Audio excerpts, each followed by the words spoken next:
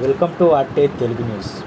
Megastar Chiranjeevi గత ఎన్నికల్లో లైన్లో నిలబడకుండా తన సెక్యూరిటీతో డైరెక్ట్గా పోలింగ్ బూత్లోకి ప్రవేశించగా ఓ ఓటరు చిరంజీవికి అడ్డు తగిలి లైన్లో నిలబడాలంటూ ఎడాపెడా మాటలతో వాయించాడు. ఆ అనుభవాన్ని దృష్టిలో ఉంచుకొని ఈసారి అందరిలా లైన్లో నిలబడి తన ఓటు హక్కును వినియోగించుకున్న సినీ నటుడు చిరంజీవి.